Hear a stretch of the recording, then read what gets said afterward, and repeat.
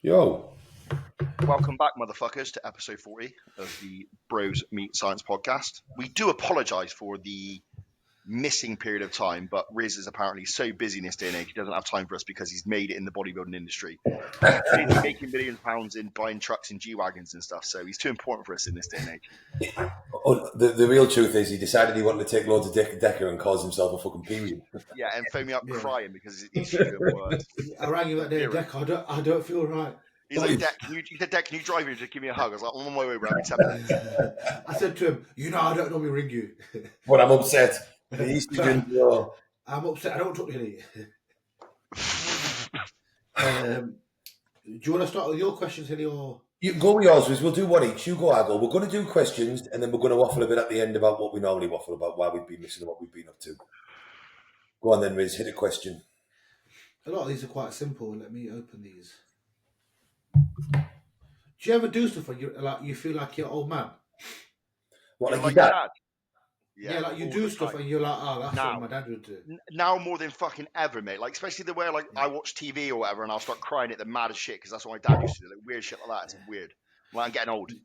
Yeah. You like dads use their phone like this? Yeah. Sometimes I do it and I'm like, oh, so that's what my dad does. Right. How do big guys on grams of gear keep their blood work reasonably good all year round? They don't. They keep it in what we call good. Yeah. There's also, this goes back to Stefan's point, which I think is probably the most important point anyone should take from any podcast in the past year about what we say is hyper responders. I think the people who can get really big and be really successful are hyper tolerators. I think they can, if you just use it proportionally, they're the people that can run 4 grams of gear and skew to the equivalent of someone that runs a gram of test and gets a bit sideways. Does that make sense? Which is manageable with supplements and taking time off and breaking that sort of shit. But I think the people who get really big, in my opinion, are the people that can really bang drugs and have the least detriment to their health. Well, we've said this before, and I've always said this, exactly what Dex just said. And it's when people talk about genetics, they're always looking at someone's ability to grow muscle or the way they look. For me, you've got a genetic proponent for digestion, a genetic proponent for training, a genetic proponent for drug. And you get Mr. Olympia, who has this genetic ability to respond to training and not get injured like others. They respond to drugs and don't get ill. They can eat food and not have issues. So like for me, for instance, it doesn't seem to matter what I do with drugs. My blood work is always good. I did, and I've said this a couple of times, I did that cycle with AJ, which wasn't small by any means. It wasn't ridiculous, but it was what you would class as a decent cycle. And then I went to Ibiza after a rebound cycle and got on it with the light for 4 or 5 days. My ALT was like 74. I've seen natural clients with ALT 74 just because they've been taking cold and flu meds. Like, but Hilly, we've just realised that your body doesn't assimilate test. It doesn't assimilate test. But in terms of health, like I've never ever had never had bad blood work ever. Doesn't matter what I do. But I've torn my pec. I've got 2 slip discs. I've got a break in my spinous process. So obviously I'm reasonably susceptible to injuries. And in terms of digestion, it's fucked. So I've got one piece of the fucked. So I've got one piece of the puzzle, and arguably maybe some of my injuries were because of partying and my lifestyle while trying to be a competitive bodybuilder. But the digestion was no cause of my own at all. And Deck can eat and eat and eat, no issues at all. He has a pretty damn good response to training. And so far, touch wood, so he doesn't get any more injuries, he hasn't had any bad injuries either. On that note, though, I am back training legs 100% now. I'm flying. Brilliant. Back squatting 5 plates, winning. The confidence. Feel good. Back. Yeah, and I forced myself to do the movements that made me feel very uncomfortable, much lighter, if that makes sense. Like, you know, is it the glute ham raise? Remember I said if I touched that, I felt like I was going to snap. Yeah. I really worked at doing that, like on and on and on. It's getting much better now, so I'm flying again. But you've gone higher volume too, Deck, isn't it? Yeah, way higher volume. Lower training days, 2 day on, 1 day off, and much higher volume.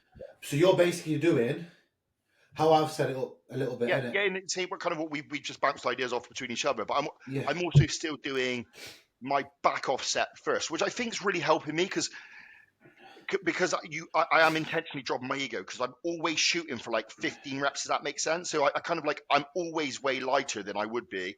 And then what I'm also learning as I get my confidence back because I'm scared of getting injured like a bitch, it allows me a little bit more to take the piss on those top sets because I'm really warm. I've gone to failure. I can judge it better. Like I can get 2 more plates here for 6 to 8 and then they go there again. But it's working. Training's going good for me back at the moment, which is good. What's mad is when you do change to that training style. So I'm doing 15, 12, 8, yeah, on my rep ranges. Bro, I do 15, as in I'm taking the piss with the form as well, yeah? Yeah. Everything's controlled, everything's proper. 15 reps on 80 kilo. Yeah. And then I'm doing 12 reps on 100. But everything is like 1, 2, 3, hold it for a second and blast it up. Bro, now I'm only getting 110 kilo for 8 reps.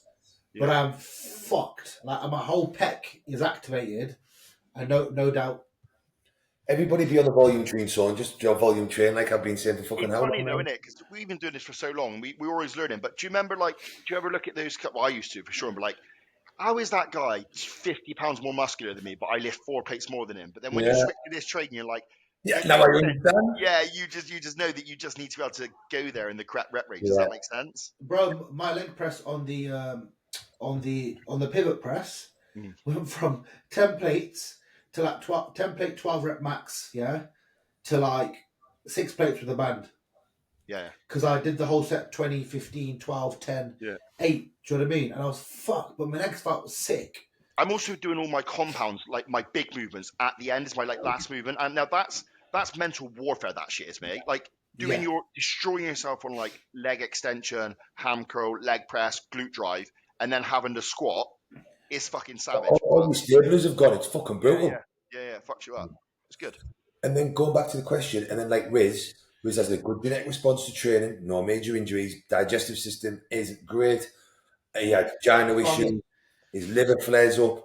So, everybody's got these issues, and it's about, for most people, some can just handle all of them, some can others. There is also, and I think this is the case, our body can handle and recover from way more than people think, right? There's this new age OCD of taking 250 meg and 350 meg and 450 meg, right?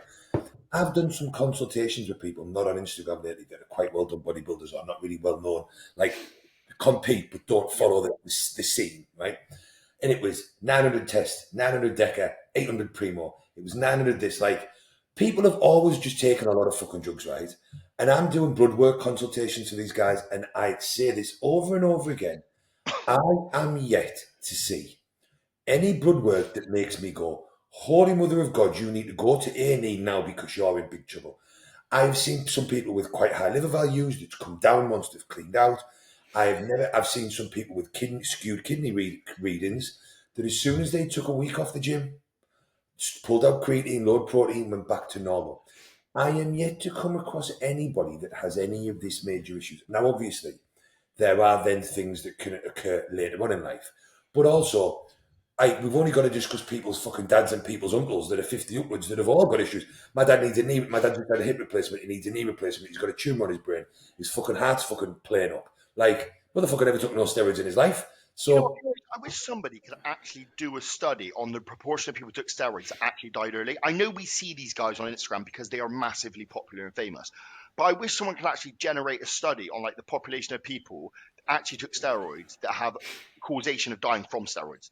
But the thing is, it's so difficult to say. These 3 lads, let's say they did it on the slot, yeah.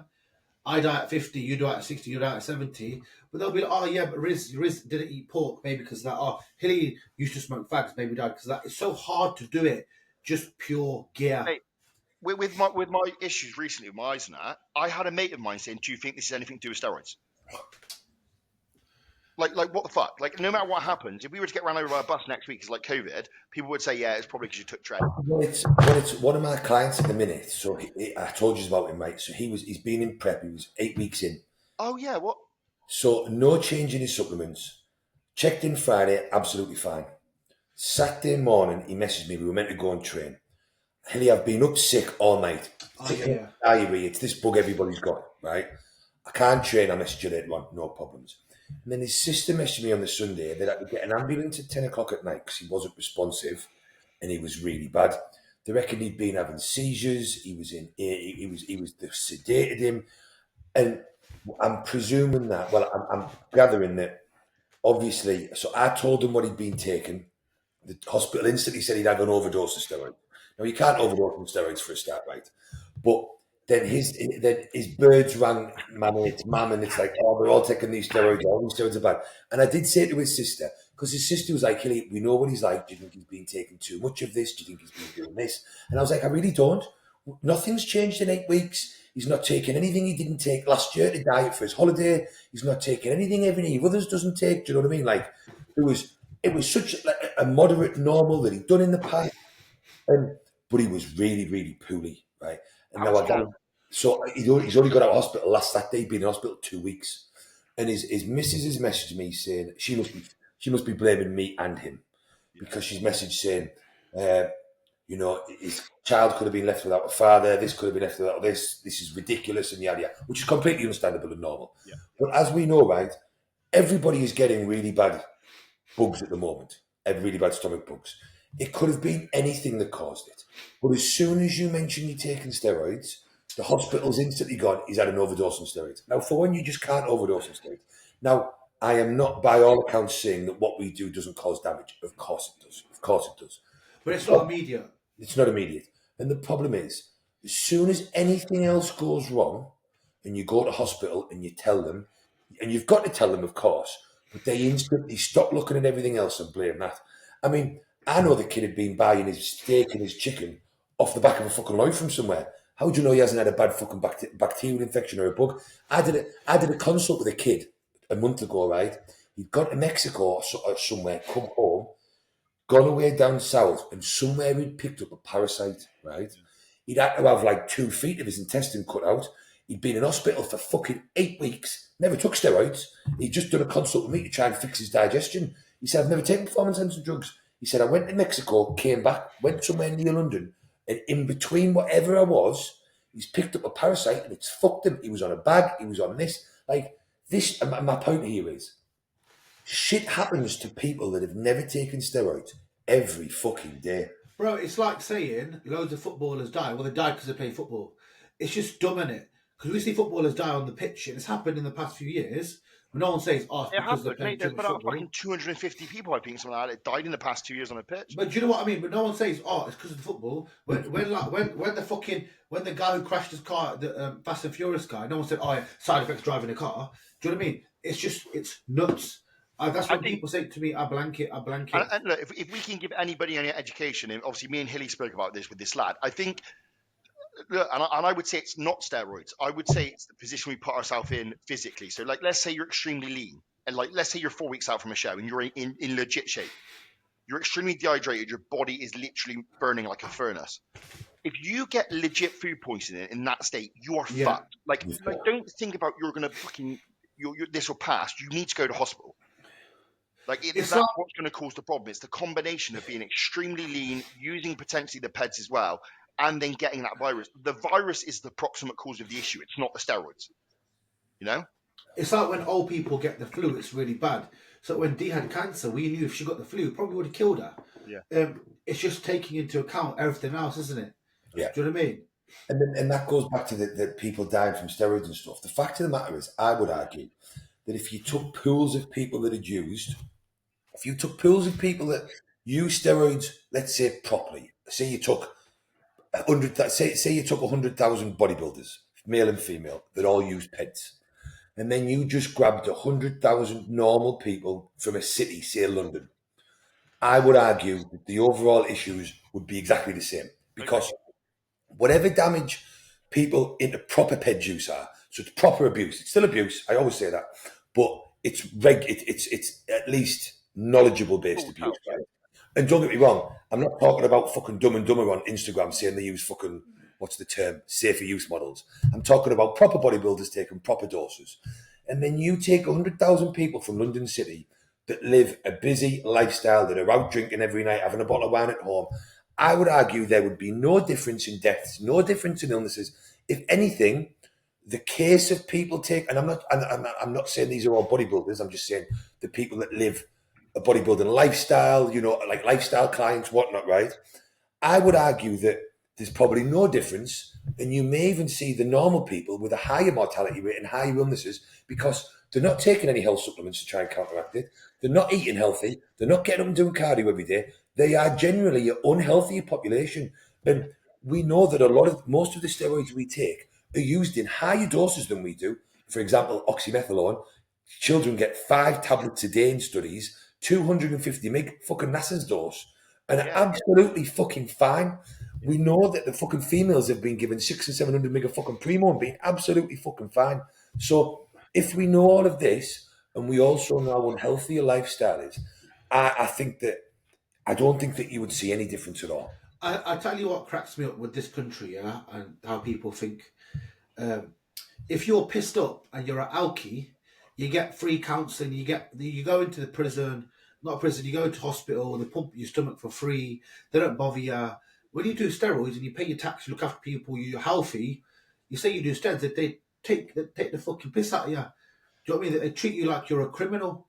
It removes their want to do the job. And anyone who's used steroids and told that to the NHS, you'd have experienced the same thing. You could get a broken leg, and they'll go, "Yeah, it's because of steroids." I'll give you 2 great examples. Even when I was a kid, I was a geek, right? I remember being 18 or 19, I'd done my second cycle, I think. And I tried to get the doctor to do blood work. And I was dead open and honest. Obviously, this is fucking 20 years ago, this, right? And I told him, he was like, "No, Peter." He said, "I'm not checking your bloods. I'm not condoning your steroid use." I looked at him and I went, "I came in here and I was a junkie, though. You give me methadone and let me get high for fucking free." And then the second is, about 10, 15 years ago, one of my mates lived up the street. I was prepping for a show. He had really bad digestive issues. He rang me one Friday night, mate. His stomach was in bits, right? So we took him to A&E. Agony was. He was a bit dramatic, but he was in agony. The doctor comes in, right, in A&E, looks at me, looks at him and goes, Do you know steroids are fake? All the steroids you're taking are fake. And I looked at this woman and I went, I'm really confused here, because if all of the steroids that we're taking are fake, why do we look like we take steroids? Yeah, why am I jacked, motherfucker? Yeah. And then for 2, what the fuck's that got to do with bad stomach? But she just walked in, looked at us both. The first thing she fucking said. And I was like, well, if we look like we take steroids, surely the steroids are fucking real for one day. Fuck's that got to do with anything? I'd also love to know how many male medical professionals as well who understand health actually opt to use TRT. I bet you there's a fucking book, or enhanced TRTs we call it. Like, you can buy Ozempic if you're 15 years old and go to Boots and blag it. Yeah, those fat middle-aged women posting Instagram stories of what they eat on Mount Majoro, whatever it's fucking called, and they're eating TGI Fridays, fucking cheese on toast for breakfast. It fucking breaks me. Yeah, there's so many people in trouble using all that fucking shit as well at the moment. It's insane, bro. But that's fine because they can tax it and make money from it. Boots, yeah. When I was younger, I went to the clinic once. So when you're younger, you get needles from the clinic, yeah. I went there and he goes, "Oh, mate, you shouldn't really use steroids." And I goes, "Mate, you shouldn't really smoke fags. I've seen you outside." Yeah. And he goes, "Oh, but." I went, "No." I went, "Listen, mate, I've come to get my pins. Yeah. I need my pins, and that's it." And he looked at me and he was like, "But they're bad for you." I went, "Mate, you've just smoked a fag. That is proven fact to give you cancer." Yeah. "Oh, but that's fine, is it, mate?" And he just how bad was it back in the day, though, when you used to go to those crack vans to get the needles? You remember those? Yeah. You're like waiting to queue with like heroin addicts. You're like, "Bro, I'm just a gearhead. Like, let me in," you know? Yeah, bro. I would go there and I'd look around and think, "Yo, these are nitties, bro. What the fuck am I doing here?" And they even give you you ask them for a certain pack, and they get the pack with the heroin, fucking spoon and shit in it. But they used to use fuckloads, mate. I'm like, "Give me 1,000." Like, "Yeah, sound, just blues, greens, and a load of syringes. He'll be gone." Bro, that's for my name. I'd always give a fake name. Dilraj. I'll do a question now. Tips for competing on a student budget. Tuna, your life up potato. First.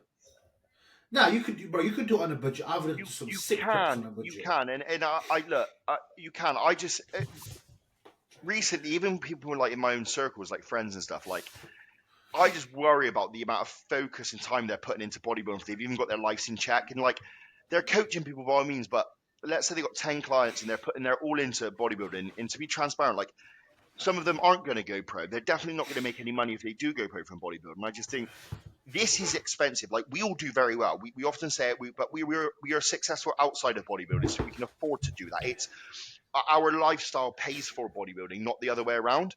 And I think for students, what happens, or what we see time and time again now on social media, is this: young person see someone they like on social media, they want to copy them, they'll start a prep.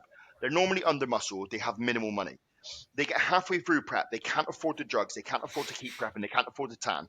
So they drop out, start doing high rocks, and then say they hate bodybuilding, it's bad, and they were depressed, they had a food eating disorder and all this sort of shit. And I just think that's a cycle people need to get away from. Bro, I once said to a client, I said, look, bro, you're really good, but you're tight on money. Am I right? And he goes, yeah.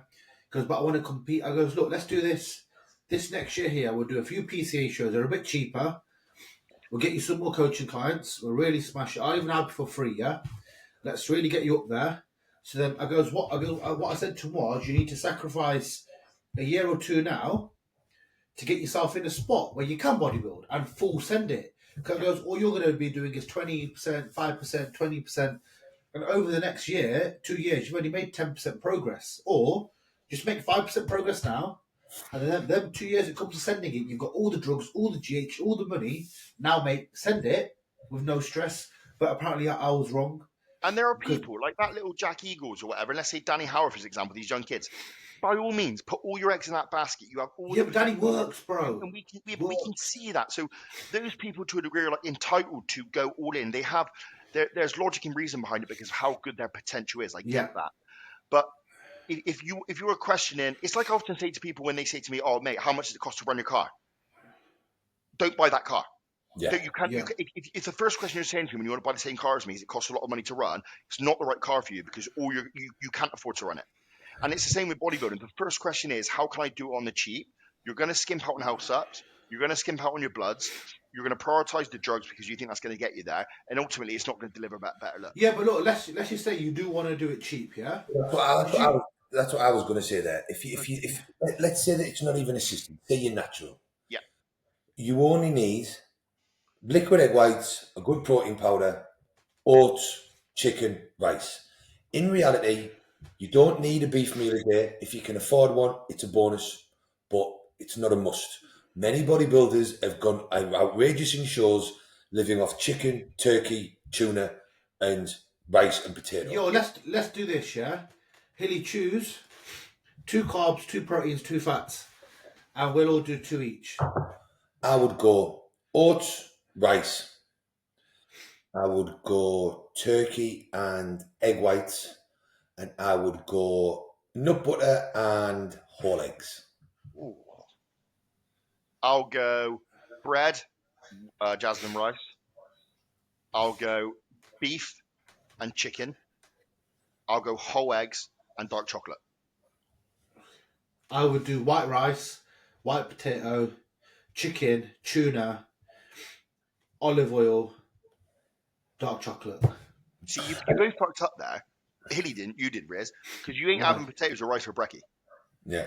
Yeah, but bro, do you know how nice potato is for breakfast, bro? But my first prep, right? So my first prep, I was at uni when I did it.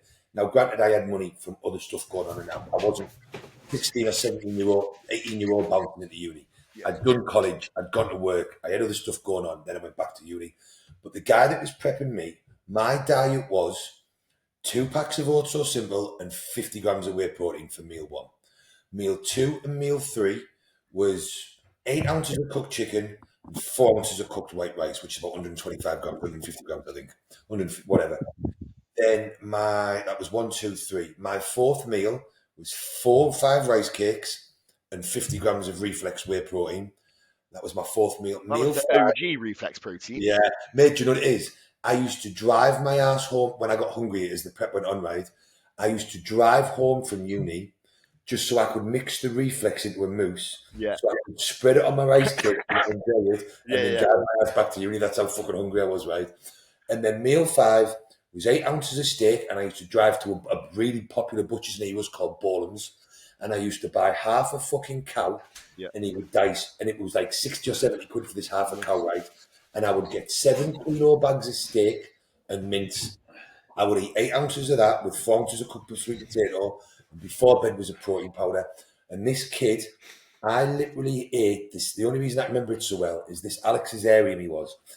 I ate the same 6 meals, day in, day out, for 16 weeks. Remember, I didn't have a fucking off-plan meal. I logged it all on UK Muscle. The motherfucker didn't give me a high day. Motherfucker didn't give me enough planned meal. He just titrated my fucking fat loss drugs up and titrated my fucking... Motherfucker fucked your digestion, bro, for he life. fucked me, and that's what fucked my digestion up as it happened. But the point is that that's all I lived off. Bodybuilding, in its essence, it doesn't have to be expensive, and that's the food side. Yeah.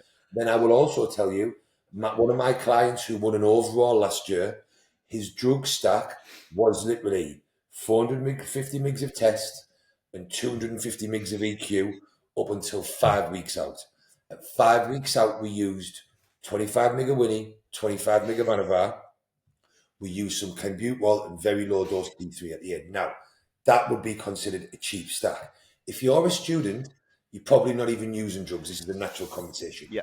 If you are, the cheapest competition cycle for me would be 300 or 400 mg of test, 200 mg of equipoise. Equipoise is going to control your estrogen better than anything else.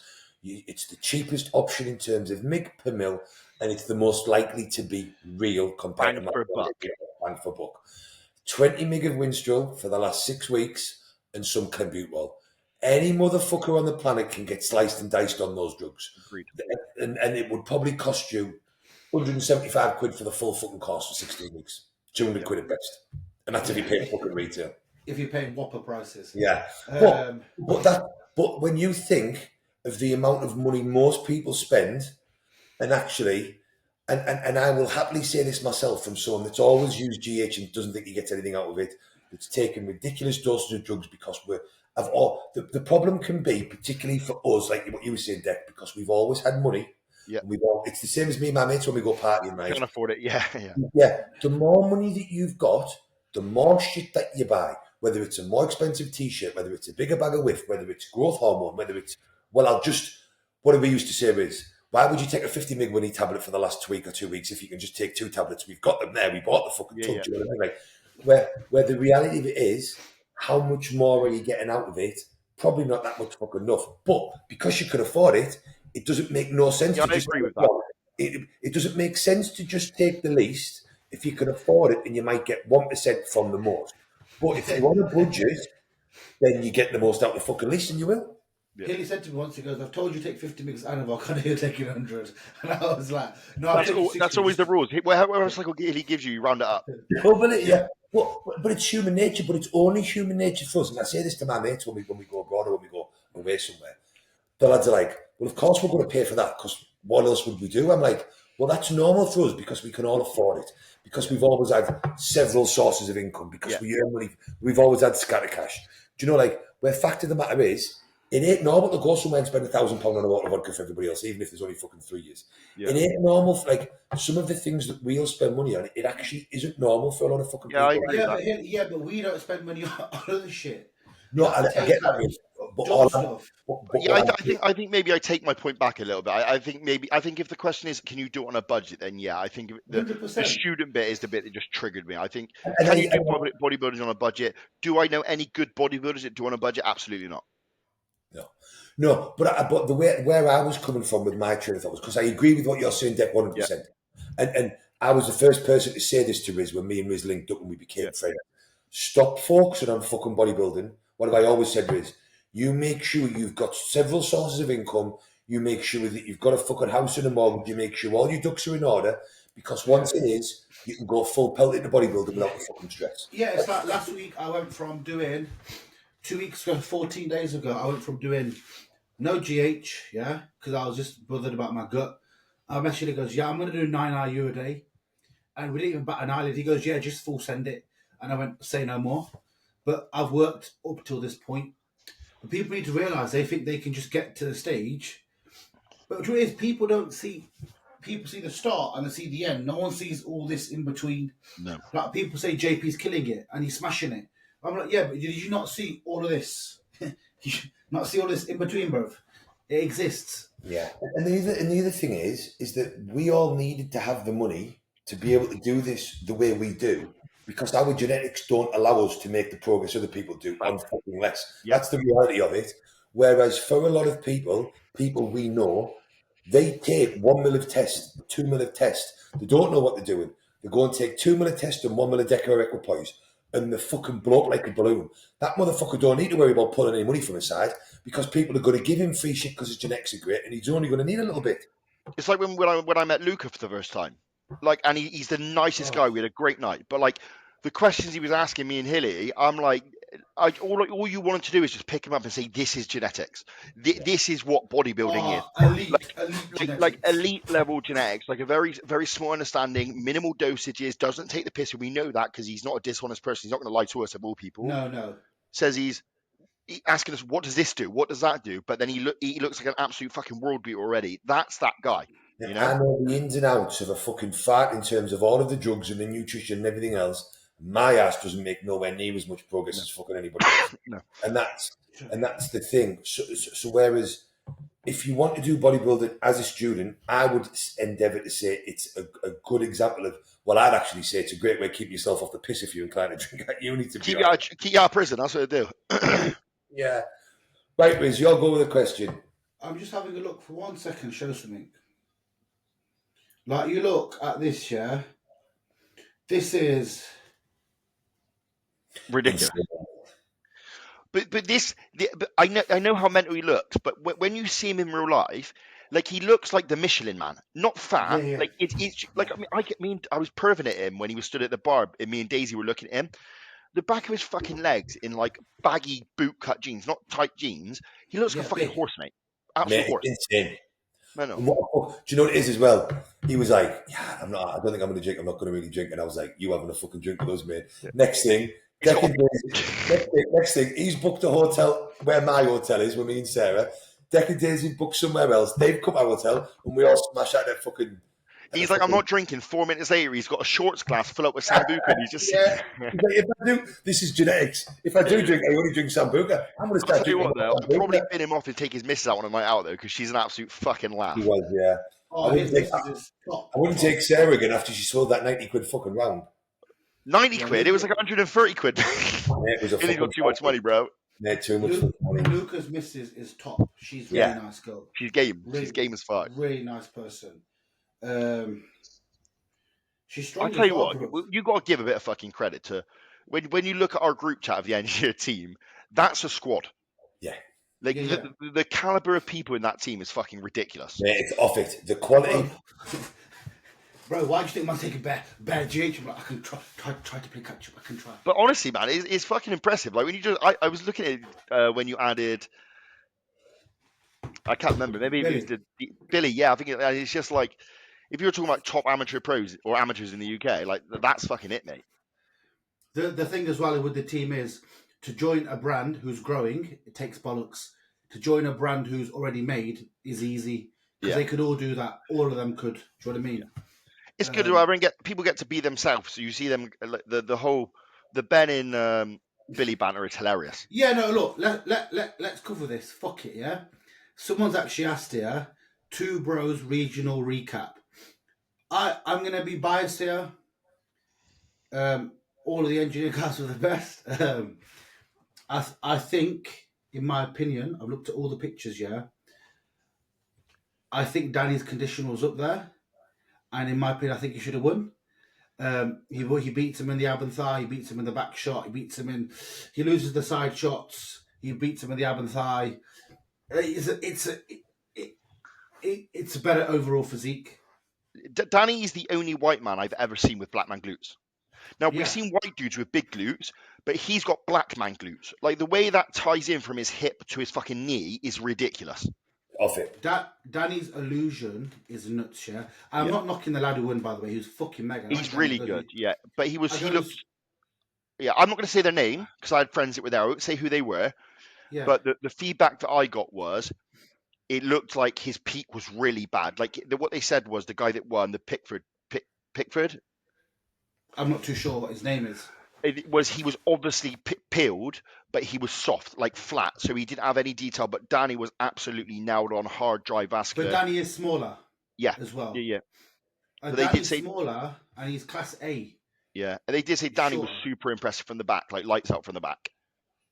Mate, for a young lad, what is that? What, 25, 24? Yeah. And Ben Diesel, I don't want to fight me at this, but I also had lots of feedback from the guys that thought Billy was outstanding. Like, and the people who went aren't like the most complimentary people. They're quite bitchy. They said like he was mind-blowingly good. I think it comes down to, look, at the end of the day, it really is apples and pears with them both, because And I'm biased as well because I've been Billy's biggest fan from day one. Like I've always loved his physique. Well, from the back, Ben beats Billy. Billy knows smokes it. him. Well, don't just beat him, he smokes him. Yeah, Ben destroys him from the back. Yeah. But when it comes to overall condition, on that day, Billy had better condition. Billy had better separation in the legs. Billy's legs are mental. Yeah. Billy's legs. Headshot. Yeah. From the pictures I saw, it looked like Billy was landed better, or Billy's conditioning was better. But from the pictures I've seen before and after stage, I don't know whether the tan was killing some people as well. I don't know. But what I do know is Dan Bastick and Billy fucking nailed that look on stage, what they brought. It was very impressive. And it could have been better. I did speak to Dan. There was a bit. There was a bit of issue. I know Billy's body sort of swayed a bit, and I know that Dan wasn't very well. But they've been working together a while. They both fucking nailed on with what they do, and they brought an incredible package there. Do you know what it is? Ben is the bigger bodybuilder. He's got his upper lines are disgusting. Yeah, his arms are disgusting. If the kid doesn't get a pro card this year, I'll be mind blown. I've seen him in real life as well. Like I said, he posed at JP, and I was impressed. Like he looked fucking good, big. Well, that's only his second ever show. I know. Off it. And he's put on like 20 kilos of muscle mass in 2 years. Yeah. Big. And the thing is, you are never going to get that level of Billy condition on your second prep. Of course you're not. 100%. Yeah. Billy's done it like 10 times. Yeah, I didn't think about that, to be fair, as well, especially when it's new muscle. To be fair, if they probably would have pushed Ben too hard, it probably wouldn't have landed.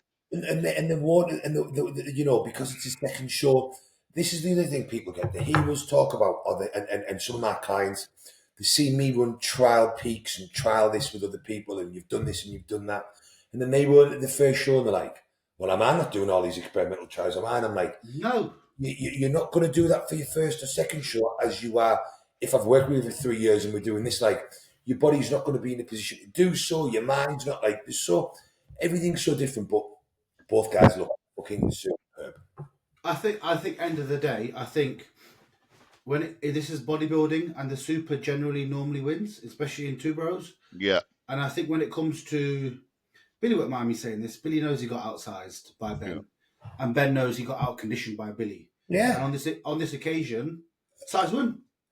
Do you know when you see, because he's not small, but you see smaller guys like Billy as an example, structurally smaller.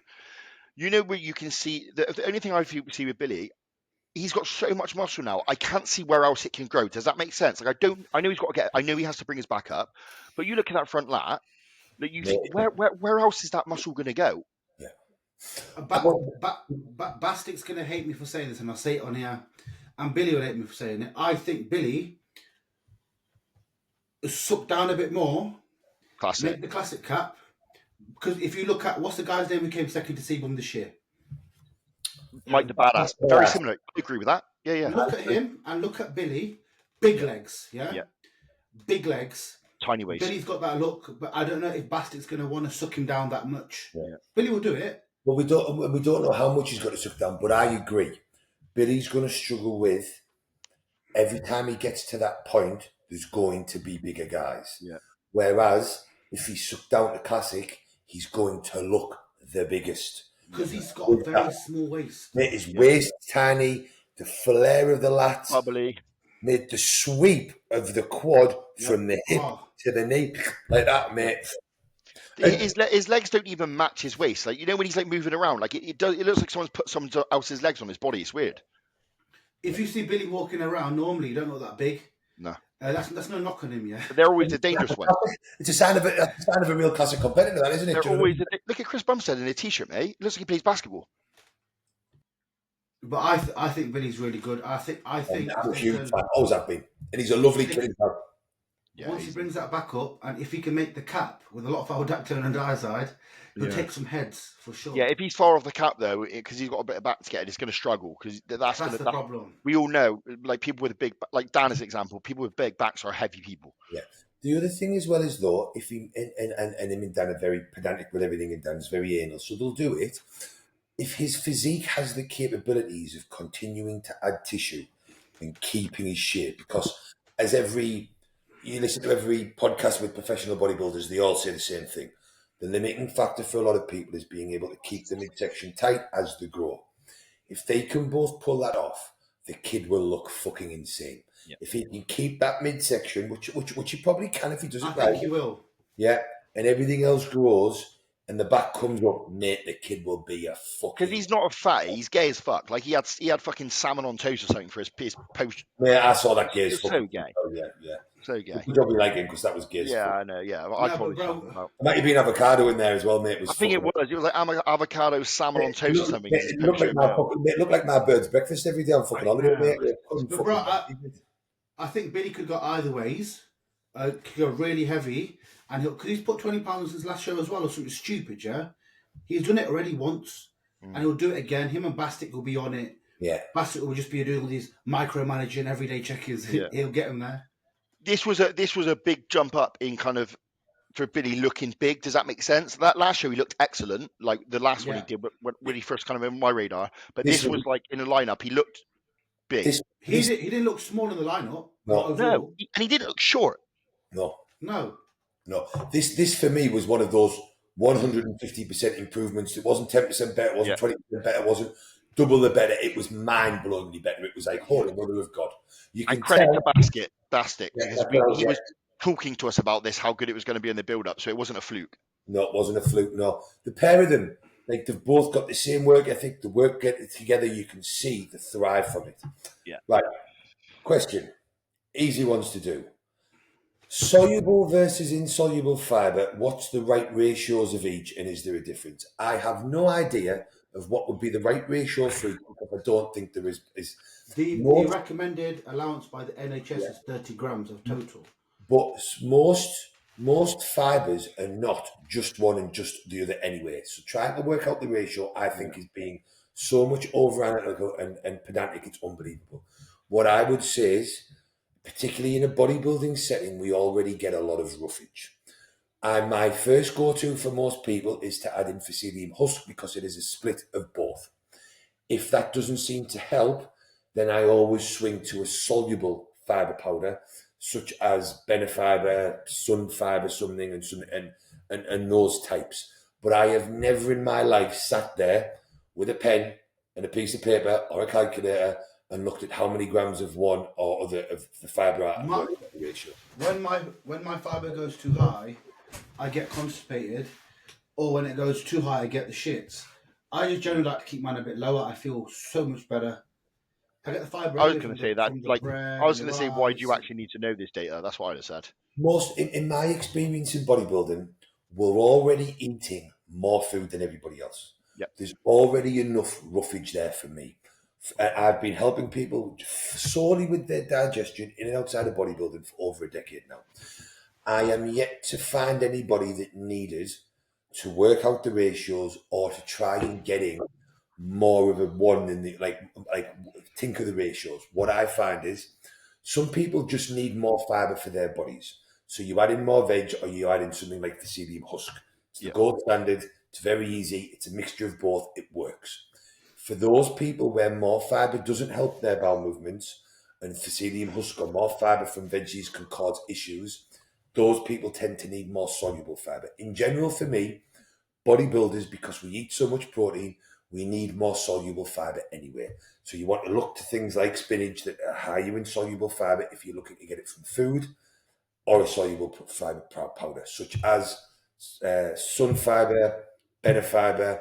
I'm a huge fan of IAD, Anabolic Designs, Fibre Plus. You just can't get it in the fucking UK, unfortunately. Or it's very hard to get. No, you can get it now. They're relaunched in the UK. Yeah. What I was going to say was, a lot of people didn't realise fibre and water work together. People take fibre supplements and drink fuck all water. Brilliant, mate. You've just caused yourself constipation, you whopper. Well, that's what I was going to say. I think a lot of people shoot to the fact their fibres off because they want to be more regular. And I think the case that normally is just a lack of fluid. And the people I speak to, that's normally the case. Some people are just not regular. They're just not. No. Well, the other thing to bear in mind is there is no normal bowel movement pattern. When you look into the science of it, normal can be once a day, Normal can be twice a day. Normal can be every other day. What is normal is what is normal for you, and then what is a change is out of the ordinary for you. Yes, in an ideal world, we should be going to the toilet every day.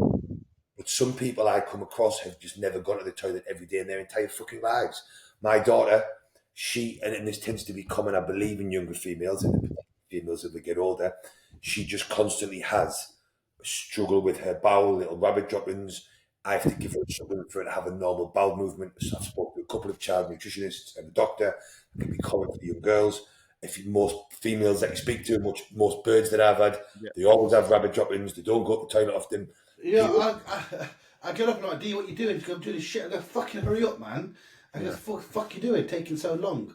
Yeah. Do you know So what I mean? there isn't a real normal, and again, it's finding what's normal for you and how that changes. Bro, I wish Honey had fucking rabbit droppers, mate. That thing, she shits like you've never seen, mate. She's got your genetics, bro. Bruh, it's just like fucking mountains of clay in that nappy. It's disgusting. Yeah, see, Aralina has always been little rabbit droppings. I give her this kids. It's like a magnesium bicyclate supplement, right? Yeah. So it helps her with the sleep a little bit, but a bit. If I give her that, her bowel movements look like normal bowel movements the next day. Yeah. But is it because Honey's on baby formula? No. She's on whole milk now. So whole milk and solid foods. She's only on 1 bottle a day. And I've even put, so Aralina's now on lactose-free milk, and I get a lactose-free yogurt. But the problem I have is Charlotte doesn't do the same things, obviously, that I do half a week. So there's the mix of both. And the other thing is that there's a part of me that tends to like, well, should I just try and remove all of the milk and see if it helps? But I think that she gets so much nutrients from that. I don't, and again, because of her age, and I'm not an expert in child nutrition, I just don't think it's right to play about with that. And like To I say, restrict food sources. yeah. And when you Google it and when you research it, and like I say, when I've spoke to a doctor and this particular child, it's very common. And like I say, I think every girlfriend I've ever had has had rabbit droppings for their bowel movements. They've never been like, you know, But like. bro, I think with children, if children have a legit lactose problem, they die. They're very poorly. If they have an intolerance, it can really fuck them up. Because obviously they're force fed dairy products from get go. That's why. But I give Aralina this magnesium supplement, and I get a lactose-free milk. And mum's not great at getting the fluid and idiocy. I'm constantly all day, drink this. But Aralina will come back to me on a Sunday afternoon, and we'll sort of have rabbit droppings Sunday, rabbit droppings Monday. By Monday night, Tuesday morning, I give her a supplement on a Sunday night. By Monday night, Tuesday morning, she's having more or less what I would call a normal bowel movement. And that rolls into Tuesday. What's really, really good for kids. Do you know what? I look back when I was younger and I used to laugh at my mum and dad, for doing all these Indian herbal shit, But I look at it now, I'm like, but it's all the supplements that all the English guys are pushing. Yeah. If you get fennel seeds, and put it in water and like let it sit so it goes like changes colour. Softer, I'll sniff out the seeds and give them that water with a little bit of honey in there just to sweeten it up. It does help with a lot of stomach problems, you know that. Yeah, mate, it's funny as fuck. When Honey poos, right, she does this face like her eyes water and her veins come out of her head. But if you watch her, like, you're going to poo, she's like, no, daddy. But then she'll run and she'll try and hide so I can't watch her. So if I chase her, she'll like go behind the door, she'll go behind the curtain, and she's just in there going, just to push her shit out. It's mental. Aralina now. Is she wearing nappy? Yeah, she's on the pull-ups. Aralina now, if I take her to the toilet, or if she goes to the toilet here, so if she goes to the toilet in the house, I have to stand out the door like I'm a bouncer. No, daddy, you're not allowed in here, stand outside. I'm not allowed in while she poops, but then I've got to go in to wipe her ass for her. And if we're out anywhere, so I have to go in the cubicle with her, she makes me turn round and face the door. And she's going, don't look, daddy. And then she goes, and then she jumps off the toilet, bends over, sticks her ass there and goes, wipe my bum, dad. I'm like, I can't watch you poop, but I can wipe your fucking ass. Yeah, living the best life. Lads, I need to go and pee 2 seconds. Yeah, there is. See what other questions we've got? Yeah, what you got? I've actually got quite a lot.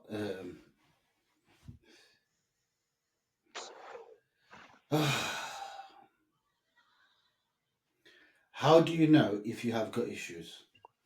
You'll fucking know. Loose stool, pain, inability to digest food, bloating, lack of appetite. There's so many variables, or people have different variables to their digestion issues. The primary one is poor bowel movements, loose bowel movements, or bloating or indigestion. Yeah, actual bloating. Yeah, painful stomach.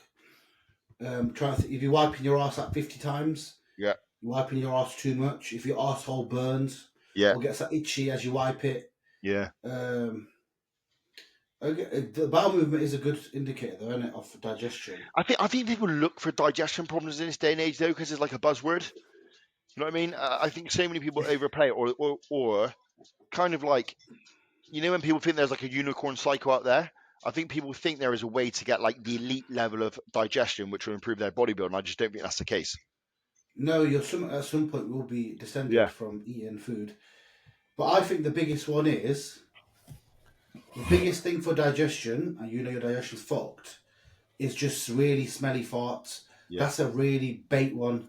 Yeah, and you'll know that as well. It's so easy. Like if you eat clean like we do, like if I always eat like very like meaty cheat meals, but if I was to have something like a pizza from like Domino's, like a shit pizza, mate, my ass for that next 6 hours is disgusting. And that just shows like how quickly that can affect your body if you're always normally eating clean food, you know?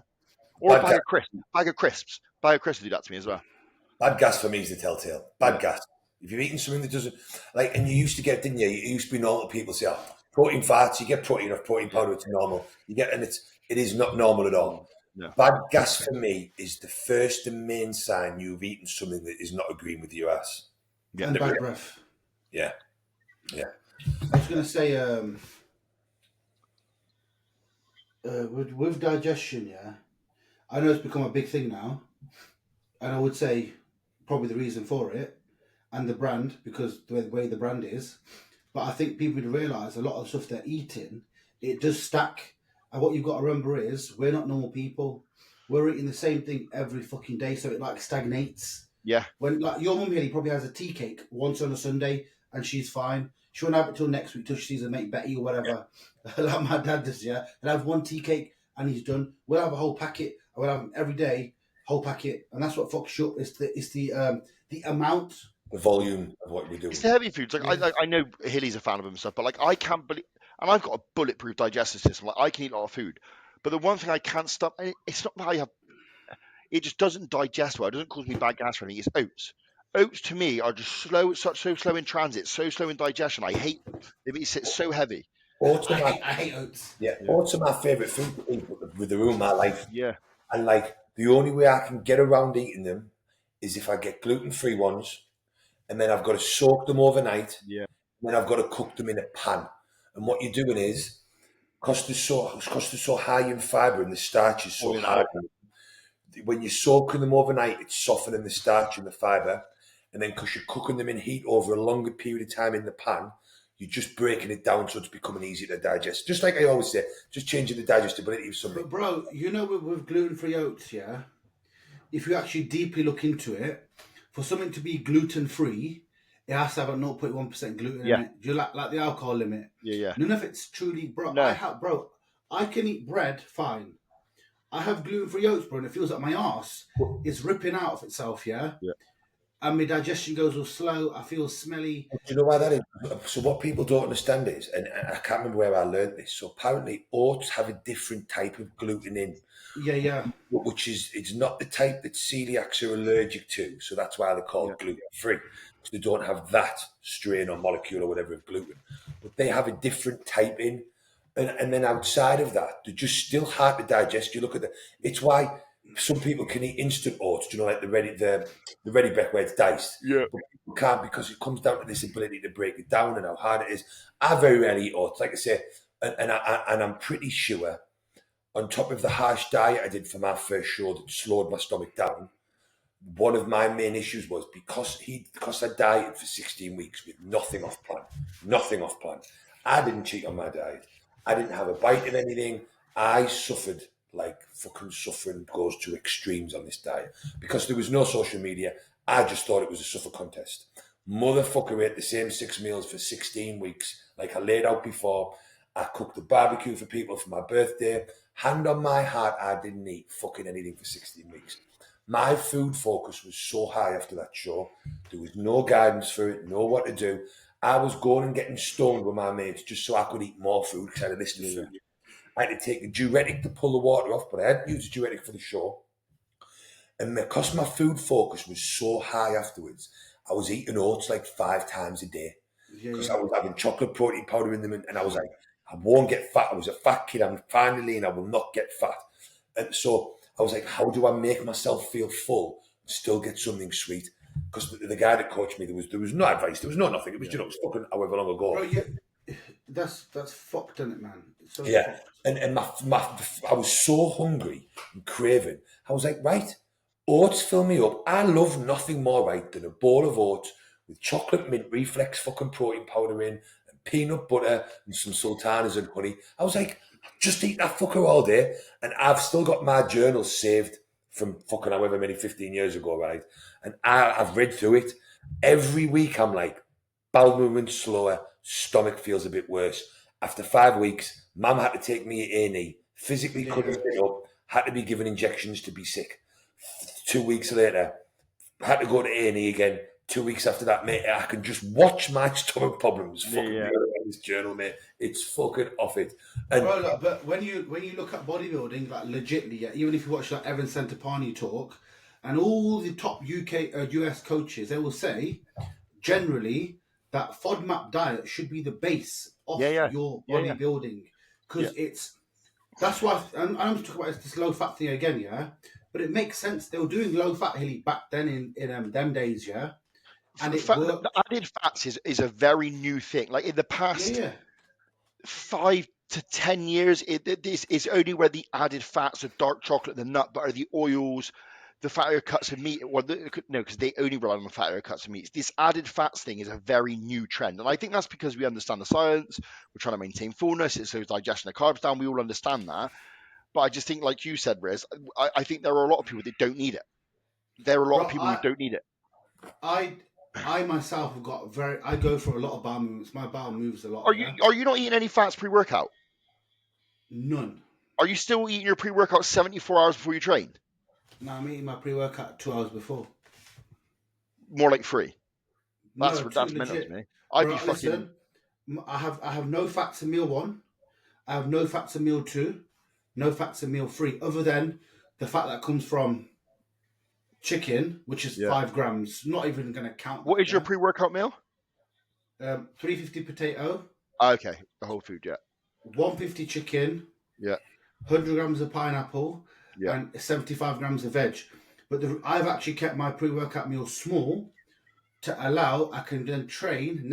I'd never want to feel full during training anymore. I get that. Bro, I would feel fucked. Like if I had to eat 2 hours and I ate that meal, especially with the pineapple in, by the time I got halfway through my session, I'd be on my ass. Bro, what it is, I find, and I've tried it before, I'm sort of doing this myself. Hilly's helping me, But if I can make meal 1 and 2 really dense, make meal 4 and 5 really dense, that pre-gym one could just stay. Because I get you, That's not fueling my gym. I'm like that. My pre-workout meal has always been my smallest. I feel better going into my training session hungry. And I know my body holds on to glycogen really well. We know I don't flatten up. Do you know what I mean? So, and like what Riz says, we know what we eat. Fucking meal 1 the night before fuels us. I can get up, right?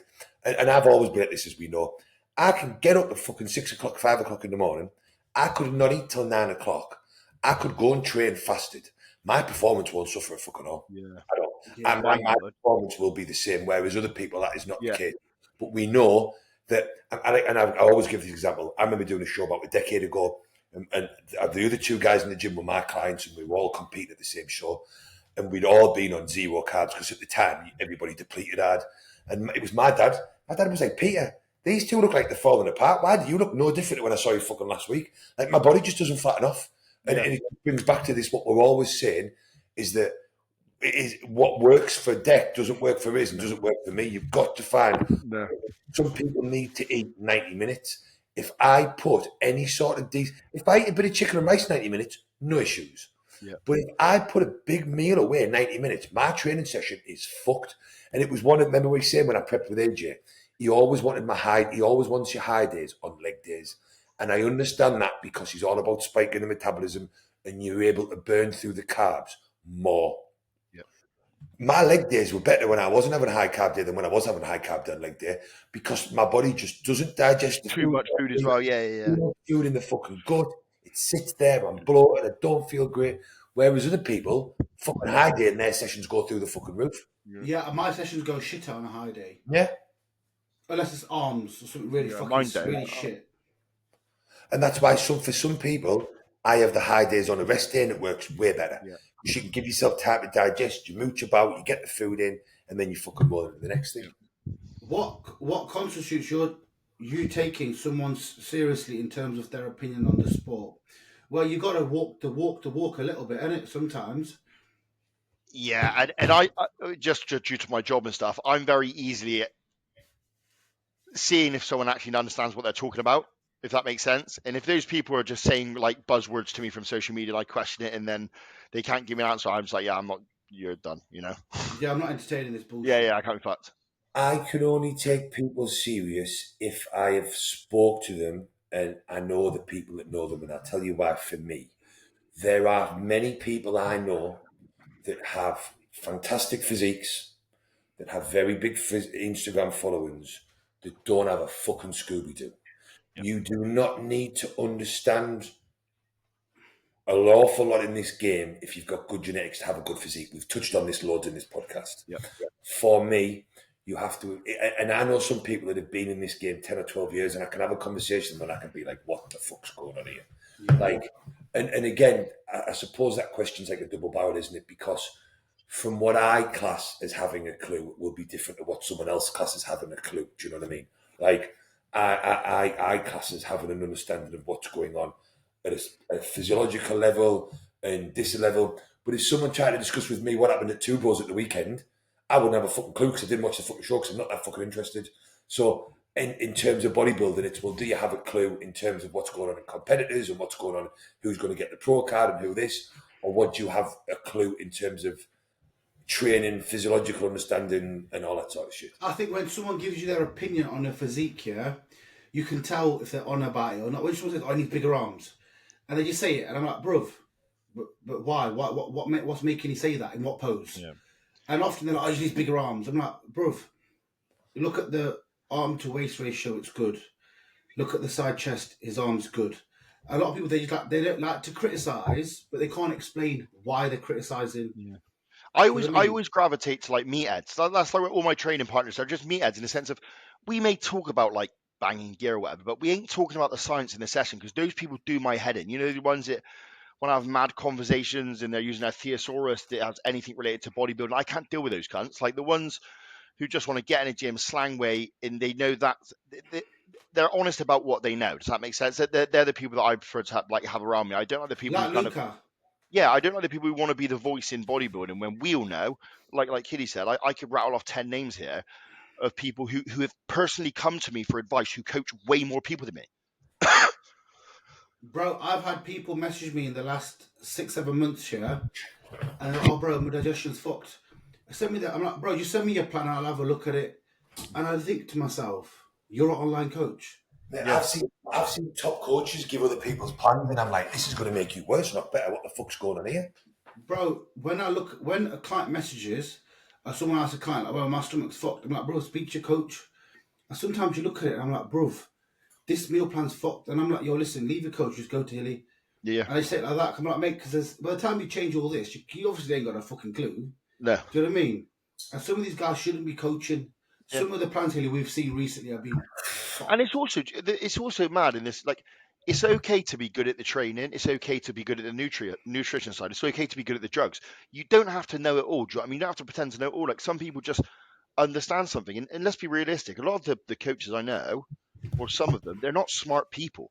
They're not educated people. They're not clever enough to interrogate data or a physique or read or study something to understand it. Like they're not that smart. Does that make sense? And that's a skill set in itself. And then really top good coaches are people that want to be good, go out of the way to learn about the things they Be don't. objective about it. Yeah, exactly. So like, do you know Tim Stewart, who works with Christian, who is sponsoring? Christian, yeah. So I've been doing consults with him on digestion. He was like, "Listen, Hilly," he said, "I'm really good on loads of areas. He said, this is an area that I want to know more. And he said, so I want to book several consults. He said, I want you to start at the very fucking beginning, and I just want you to waffle at me for an hour at a time while I make notes, so I have a greater understanding. That is the sign of a great coach that is going to be even better, because he's like, this is an area that I know so much about. This is an area you know more about. So just start at the basics. Let me listen and soak it up. And I've done that. I paid a guy in America an absolute fortune to learn about fertility. I've paid a guy somewhere else to learn about other things. I paid a guy about business stuff, investment stuff. Like, if you want to learn, like, no one knows everything, and then you can always learn more. And it's about soaking up. It's why group chats are great, in my opinion. Like the Engineered Muscle one, the Trained by JP one, the ones that you can be in where it's just the lads. When you've got other like-minded people that are sharing information, you only learn by people making mistakes and people fixing things. Yeah. It's why I have such a bank of information, because I've worked with so many people and made so many mistakes, and I want to know their mistakes, and I want to know what they fault finding from. And you can only learn and get better that way. That's got to be a money-making idea, hasn't it? An engineered group chat to the public where you charge them and then get the questions asked. It's like a gypsy version of the JP site. No offense, Hilly or JP. What I was saying to Dee the other day was, I've never claimed to be good at training. That's where I'm weak. That's where I openly admit that's my weakness. Yeah. But I go, digestion, I'm a G. And I goes, I know I'm sick at digestion, yeah?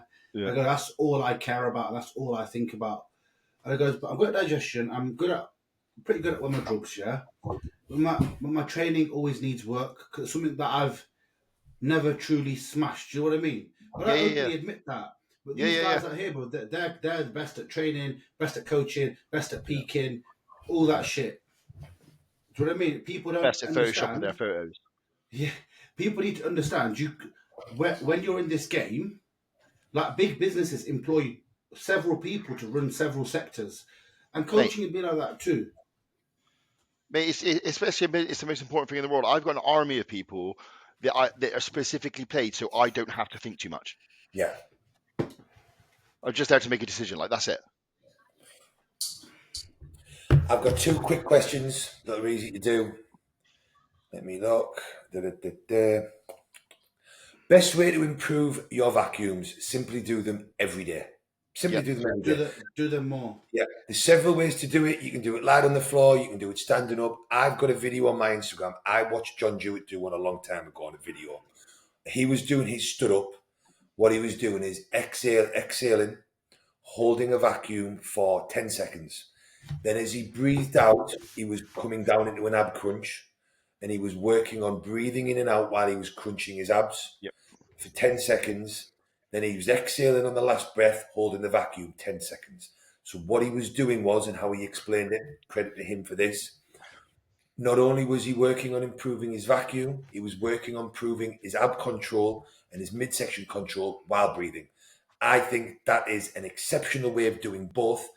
And what I had people doing, what I was doing it in 5 rep stints. So I would do a vacuum for 10 seconds, then I would breathe out, hold my abs, work on my breathing for 10 seconds while I was holding my abs tight. Then I would come back in to the vacuum. I would do that 5 of each. So it was like 10 reps.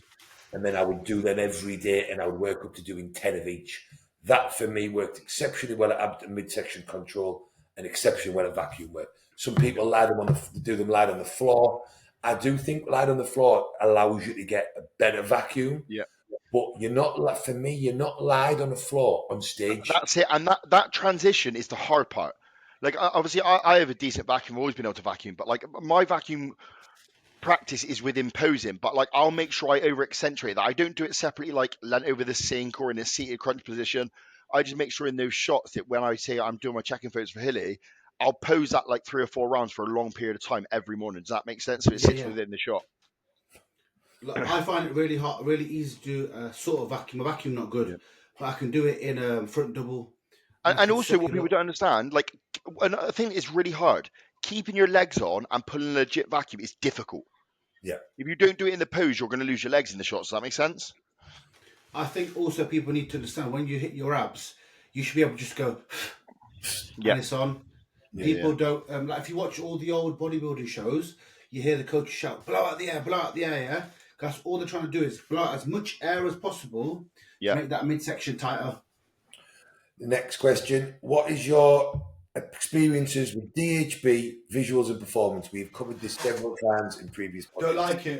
Don't like it.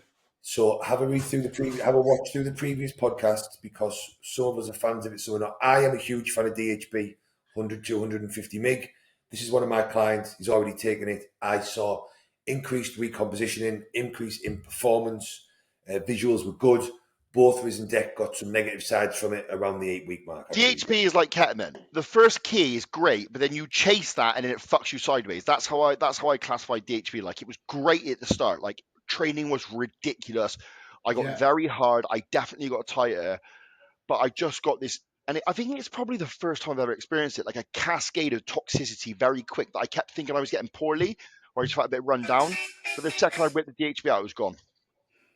And I've just had a great live question from a client here, same client. What is the optimum percentage of dark chocolate?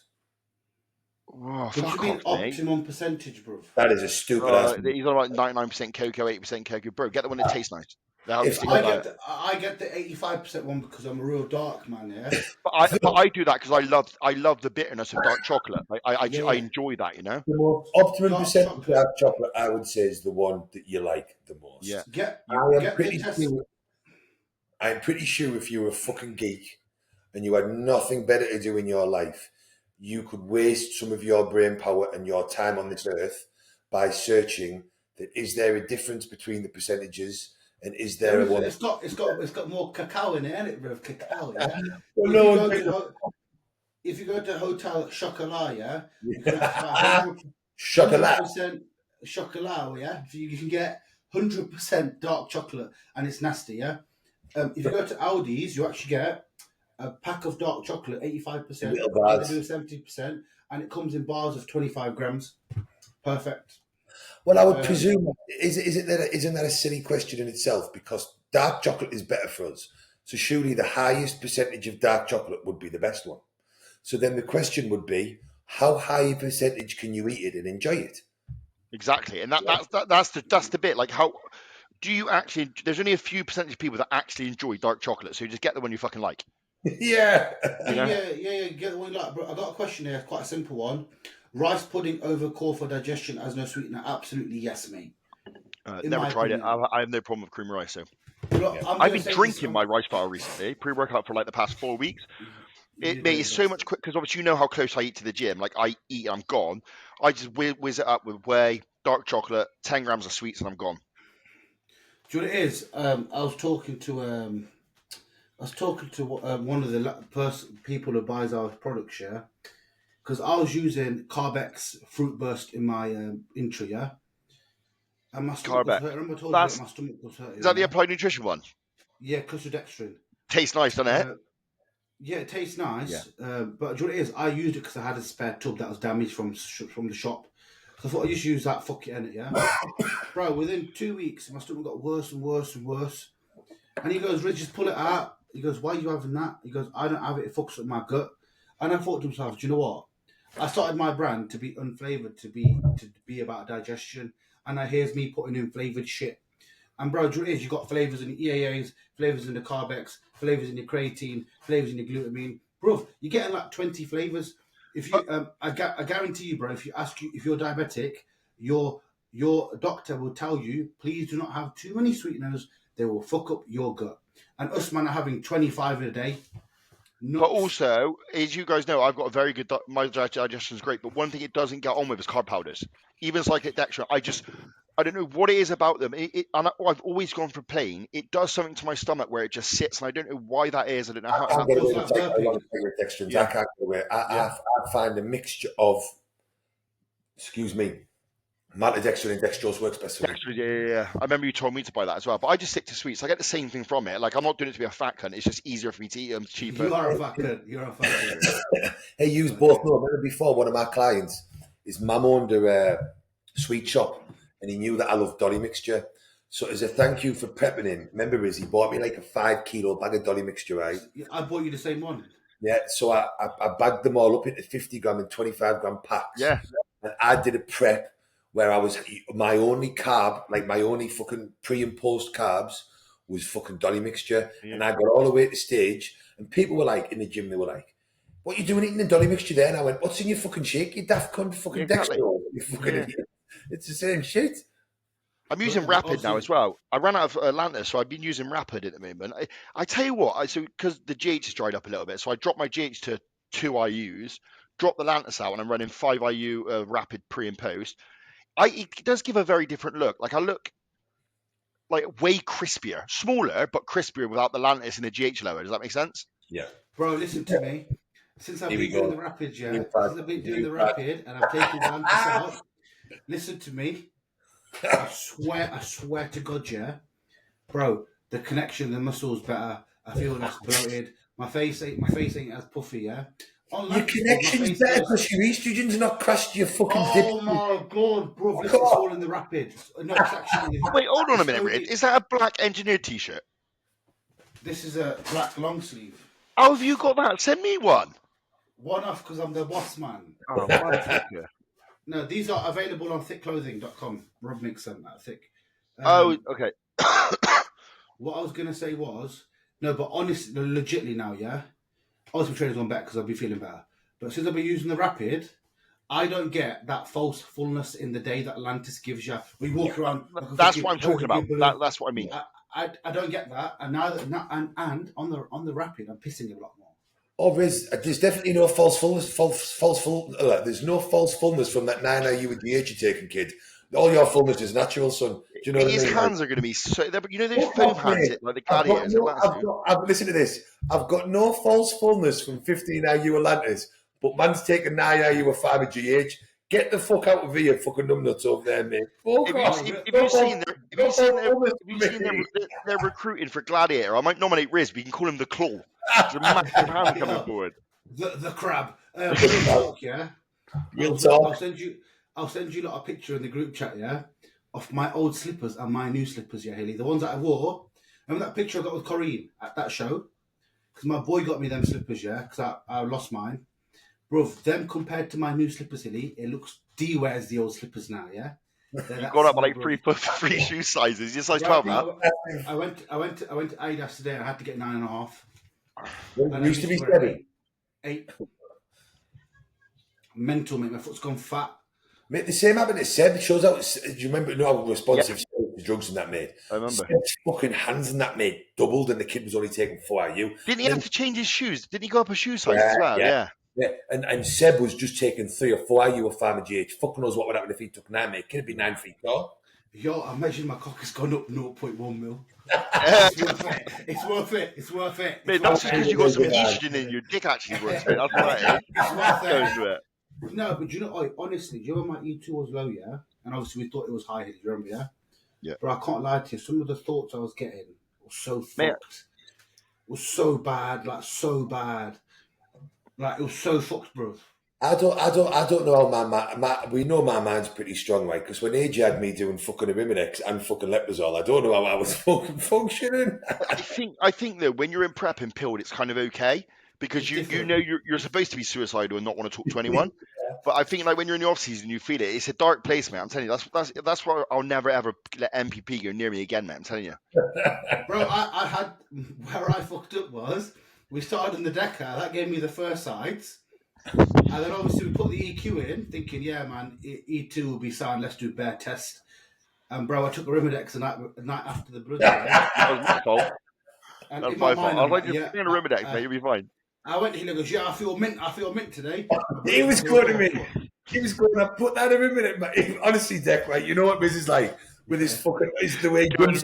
So he was like, Hilly, I took all that Decker. I know it was my idea. I know it was a bad idea. My estrogen's too high, right?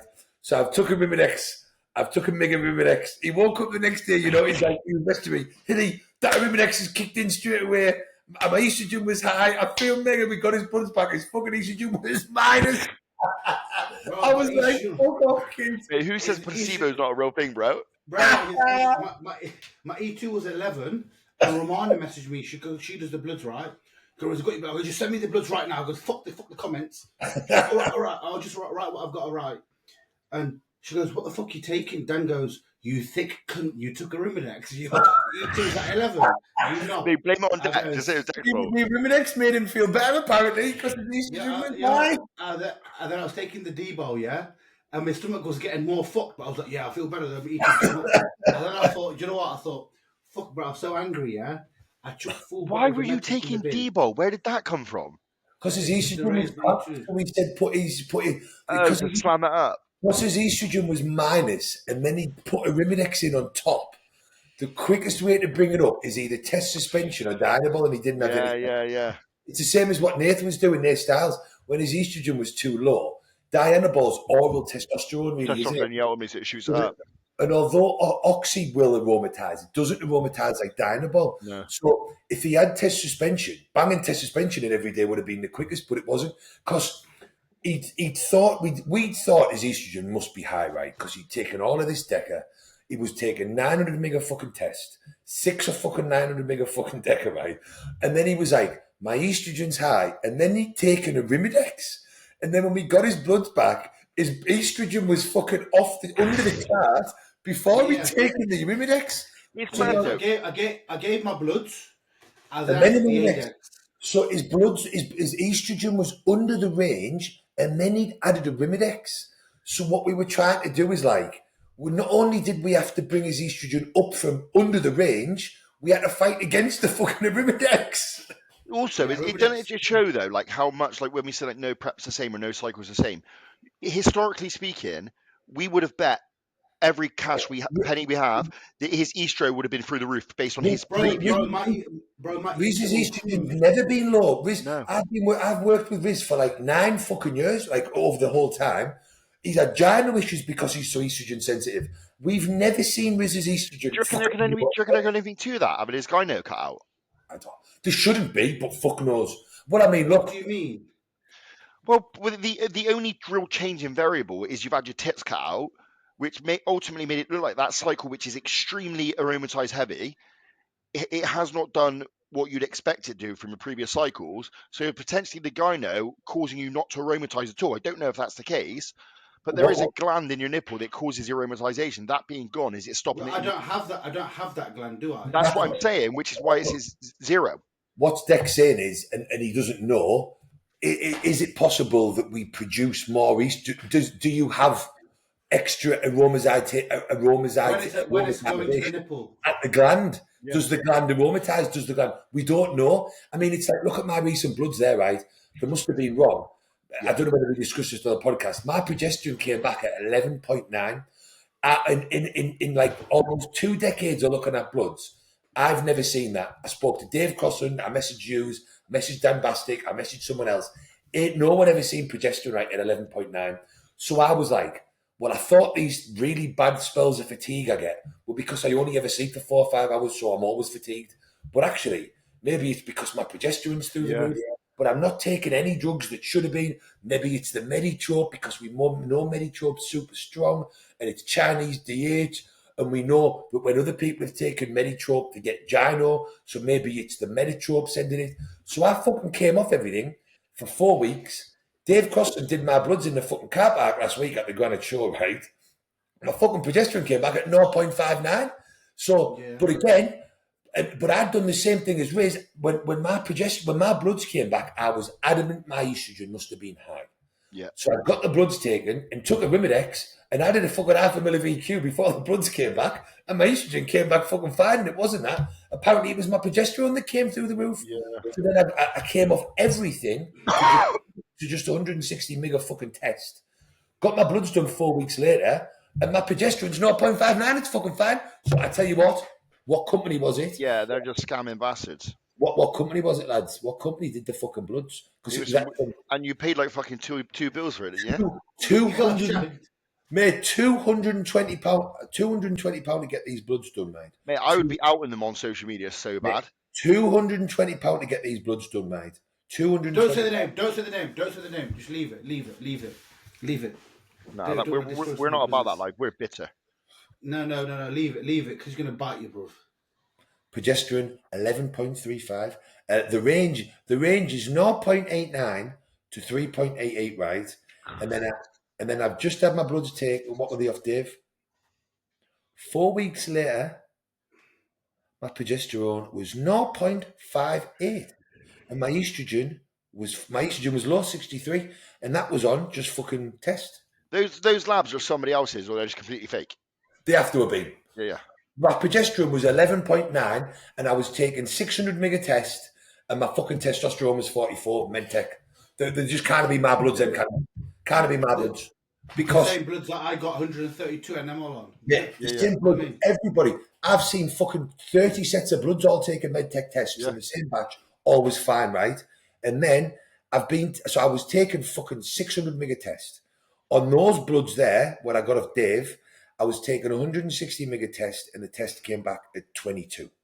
So I was taking 163, 3 or 4 times as much. But my testosterone from 22. My testosterone's only dropped by fucking 20 points. And my progesterone's gone from 11.9 to 0.45. I reckon your progesterone then was probably 1.9. It's a fucking blood error. Yeah. And they put down 11 type. I was tempted to email them and say, listen, I would. Yeah. Because that's fucking wrong, that. There ain't no, like, Dave Crosson's never seen anybody's bloods at 11.9 progesterone, right? Fucking Dan Bastic's like none as it, and no one's. Jordan said to Jordan, "Have you ever seen anybody's progesterone?" That he went, "Never in my fucking life, mate." When I was googling it, there was nothing that fucking comes up. Yeah, it's not. I only dropped down to a cruise because I genuinely thought I might have a fucking tumour on my adrenal gland, and that's what's causing my progesterone to be high. Because that's, whereas if you Google it, that's where you get it from. Yeah. I don't Google shit no more. It's like. I don't generally, but it's the only cause, right? The only cause for progesterone being that high is a fucking growth or a fucking thing on your adrenal gland. There is no other common explanation. And I thought, I better get everything normal because I'm going to have to. I'm not even registered as a doctor. I thought I'm going to have to register with a doctor, and I'm going to have to go and say, I need tests doing because I'm fucked because my progesterone's at fucking 11.9. Because you basically, I'm dying. Yeah, literally. And his dad's there like, you're a fucking bitch. You're a bitch. My dad's like, you're a bitch. Get out. Big Bill's like mad, mate. Yeah, dad's fucking like, stop being a pussy. The maddest thing is, when my E2 got that low, I didn't know. I thought it was high E2. Bro, my appetite was the shittest it ever was. Digestion was good. My mind was fucked. Bro, I'm not lying to you. I couldn't even focus. I was going fucking mental, bro. It was fucked. And I said to when I said I fucked my head, but I went to Dia, goes, "It's your fault." And she goes, "What for?" I goes, "Because you changed from non-stick to stainless steel pans." She goes to me, you fucking knob. Stainless steel was better. I goes, nah, it must be different chemicals. My body's used to the non-stick. I goes, get a fucking. I went and bought a non-stick pan. Mate, living with Riz must be hell. I'm gonna send decent flowers, bro. But listen, I have random outbursts, innit? Look at this here. I have 7 there quarter to 8, right? I had 500 grams of white potato with a little bit of mayonnaise and tuna, right? I've had no insulin. With tuna, yeah? You're on the budget now. I've had no insulin and 500 grams of potato. And he ain't been able to cash his £900,000 check, mate. That's why he's on the fucking tuna. My blood glucose is 2.8. Fucking hell. On that note, that's the end of the podcast. Yeah, he's about to die. I'm going to fucking die. I'm going to upload this one tonight. And it'll be on. Make sure you like, subscribe. Ring the motherfucking bell. Let me get a banana.